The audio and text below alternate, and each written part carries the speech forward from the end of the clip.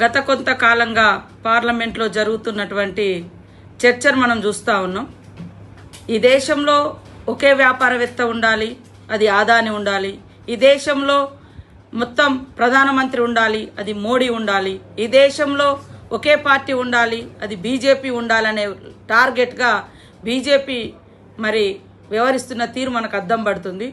మా పార్టీ తరఫున LOP leader Rahul Gandhi గారు ప్రతినిత్యం ప్రజల కోసం, అట్టడుగు వర్గాల సంక్షేమం కోసం, ఈ దేశ భవిష్యత్తు, ఈ దేశ హక్కులు, ఈ దేశ అస్తిత్వం, దేశ ప్రతి ఒక్క పౌరుని యొక్క మరి డెమోక్రసీ ఇవన్నీ కూడా రాజ్యాంగంలో ఉన్నాయి. ఇది కాపాడుకోవాలి అని అంబేద్కర్ గారిని పదే పదే గుర్తు చేస్తూ అంబేద్కర్ రచించిన రాజ్యాంగం దాన్ని పార్లమెంట్లో ప్రవేశపెట్టి ఆనాడు నెహ్రూ గారు చట్టబద్ధత కల్పించి ఈ భారతదేశాన్ని ప్రపంచంలోనే అత్యున్నతమైనటువంటి డెమోక్రటిక్ స్టేట్గా, అదేవిధంగా బ్యూటీ ఆఫ్ గ్రేట్ కాన్స్టిట్యూషన్ ఉన్నటువంటి దేశంగా ఇవాళ ఉనికిలోకి తీసుకొస్తే సహించలేక మనుధర్మ శాస్త్రాన్ని పాటించే బీజేపీ పార్టీ ఇవాళ మనుధర్మ శాస్త్రం అంటే మరి అట్టడుగు వర్గాలకు చదువు దూరం చేయబడ్డది, అంటరానితనం తీసుకురాబడ్డది, మహిళలను అణచివేసినటువంటి సంస్కృతి, వర్ణ కుల మరి అదే విధంగా జాతి విభేదాలతో పరిపాలించేది మనుధర్మ శాస్త్రం. సమానత్వం, ఆడ మగ సమానులే, బీద బిక్కి అందరు సమానులే, అసమానతకు గురవుతున్నటువంటి అట్టడుగు వర్గాలకు, కులాలకు మరి అత్యధిక ప్రాధాన్యతనిచ్చి ఈ సమాజంలో అంతరాలు లేనటువంటి మరి ప్రోగ్రెస్ని తీసుకురావడం కోసం భారత రాజ్యాంగాన్ని రచించినటువంటి మహనీయుణ్ణి తలుస్తే ఇవాళ అమిత్ షా గారి యొక్క అహంకారము మరి పడగ విప్పి బుసగొట్టింది. దాని ఫలితమే మీరు అంబేద్కర్ అంటే మరి ఏం సాధించలేరు, కానీ దేవుని పేరు తలిస్తే మీరు స్వర్గానికి పోతారంటారు. అది కూడా మీరు చెప్పే దేవుణ్ణే తలవాలి, మాకంటూ వేరే దేవుళ్ళు లేవు.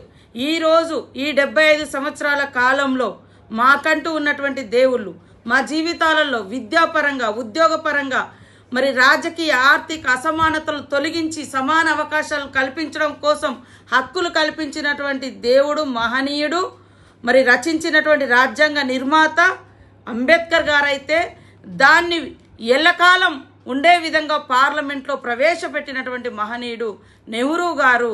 ఇది గుర్తుపెట్టుకొని ఈ దేశానికి, ఈ దేశంలో ఉన్నటువంటి ప్రతి పౌరునికి అమిత్ షా ఖచ్చితంగా క్షమాపణ చెప్పాలి. ఎందుకంటే భారత రాజ్యాంగంలో ఉన్నటువంటి హక్కులు ఈ భారతీయుల అందరి హక్కులు ఉన్నాయి.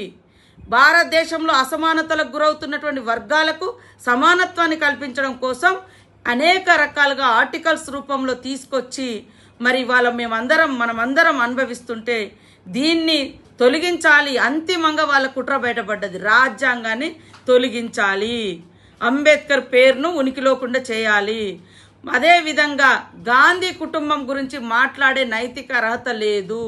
వాళ్ళు త్యాగాలు చేసినటువంటి కుటుంబం. ఈ దేశ స్వతంత్రం కోసం ఇవాళ పోరాడినటువంటి మహనీయుడు మహాత్మా గాంధీని చంపినటువంటి పార్టీ బీజేపీ. ఆర్ఎస్ఎస్ నాయకుడు గాడ్సే.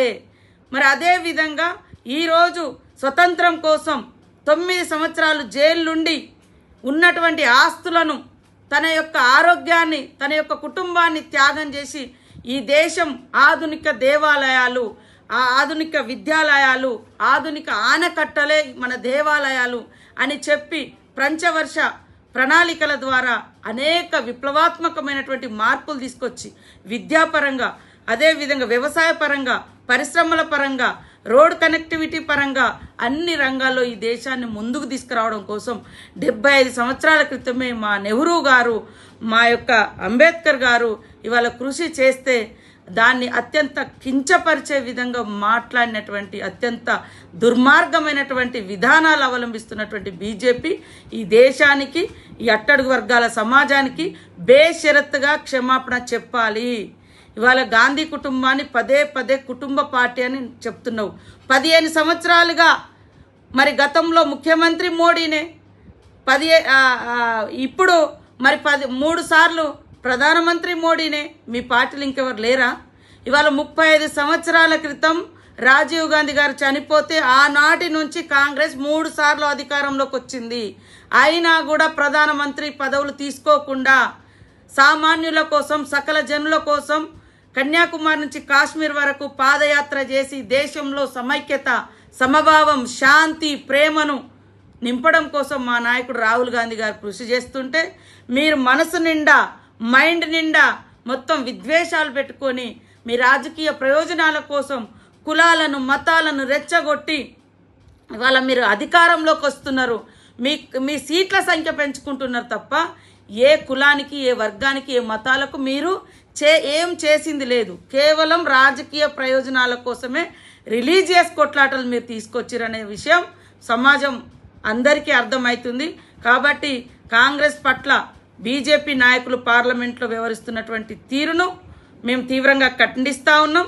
అత్యంత జుగుప్సాకరమైనటువంటి మనుధర్మ శాస్త్రాన్ని ముందుకు తీసుకొచ్చి ఒక ప్రజాస్వామిక రాజ్యాంగాన్ని, ప్రజాస్వామిక హక్కులను కాలరాయడం కోసం ఇవాళ అంబేద్కర్ పేరునే లేకుండా చేయాలన్నటువంటి కుట్ర జరుగుతుంది. కాబట్టి సభ్య సమాజం ఆలోచించాలి. బీజేపీ కేవలం మతం తీసుకొచ్చేది ఏ మతం ప్రయోజనాలను కాపాడడం కాదు, కొట్లాటల ద్వారా ప్రజలలో అనైక్యత సృష్టించడం ద్వారా తాము ఐక్యంగా ఉండి వాళ్ళ పార్టీ, వాళ్ళ నేతలు, వాళ్ళ పారిశ్రామికవేత్తలు ఐక్యంగా ఉండి ఒకే ఎన్నికంట, ఒకే పార్టీ అంట, ఒకే ప్రధానమంత్రి, ఒకే మతము, ఒకే దేవుడు, ఈ సిద్ధాంతాన్ని తీసుకొచ్చే కుట్ర జరుగుతుంది. దీన్ని ప్రతి ఒక్కరు కూడా ఖండించాలని కూడా ఈ సందర్భంగా కోరుతూ ప్రజాస్వామిక హక్కులు, ప్రతి ఒక్క హక్కులు కాపాడబడాలంటే ఈ భారత రాజ్యాంగం కాపాడుకోవాలి. మనుధర్మ శాస్త్రం రావాలంటే మన చెవులలో మళ్ళీ సీసం పోసే రోజులు వస్తాయి. ఏకలవ్యుడు విలువిద్యలలో అగ్రభాగాన ఉండి నేర్పిన గురువును మించిపోతే బొటనవేలు ఎట్లయితే ఆనాడు మనుధర్మ శాస్త్ర సిద్ధాంతంలో ఇయ్యబడిందో ఈరోజు మళ్ళీ ఆ రోజులే ఈ బీజేపీ ప్రభుత్వం తేవడానికి మార్గం వేసుకోవడానికే ఈరోజు అంబేద్కర్ పేరును తీయొద్దు అనేటువంటి హుకుం జారీ చేయడం అత్యంత నీచమైందిగా నేను తెలియజేస్తూ ఖండిస్తా ఉన్నాను.